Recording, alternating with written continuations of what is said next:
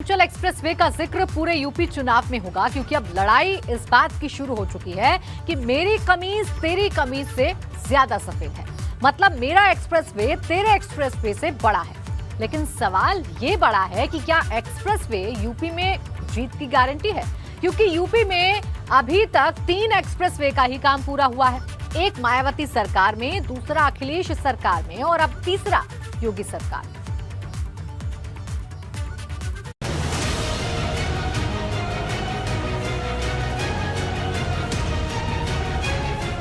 UP में चुनाव में अब 3 महीने का वक्त बचा है, लेकिन जिस तरह से एक्सप्रेसवे को काम का आधार बनाकर एक दूसरे पर हमला बोला जा रहा है, उससे तेरी कमीज मेरी कमीज से सफेद वाली लड़ाई शुरू हो गई।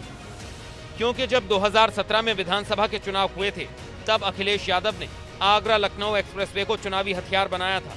अब योगी सरकार पूर्वांचल एक्सप्रेसवे को हथियार बनाकर 22 फतेह की तैयारी में है। लेकिन उससे भी बड़ा सवाल इस बात का है कि यूपी में एक्सप्रेसवे सिर्फ चुनावी हथियार है या फिर वाकई यूपी में एक्सप्रेसवे का जाल बिछ रहा है।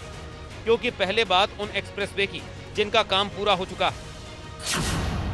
पूर्वांचल एक्सप्रेसवे जिसकी लंबाई 341 किलोमीटर है, आगरा लखनऊ एक्सप्रेसवे जिसकी लंबाई 302 किलोमीटर है, यमुना एक्सप्रेसवे 165 किलोमीटर लंबाई। अब बात उन एक्सप्रेसवे की जिन पर काम जारी है। गंगा एक्सप्रेसवे जिसकी लंबाई 165 किलोमीटर है, 93% भूमि का अधिग्रहण हो चुका है। बुंदेलखंड एक्सप्रेसवे 296 किलोमीटर लंबे इस एक्सप्रेसवे का 75% काम पूरा हो चुका है। गोरखपुर लिंक एक्सप्रेसवे 91 किलोमीटर लंबा, 96% भूमि का अधिग्रहण हो चुका है। प्रयागराज लिंक एक्सप्रेसवे 150 किलोमीटर लंबे इस एक्सप्रेसवे का काम शुरू भी नहीं हुआ है। अब बात प्रस्तावित प्रोजेक्ट की।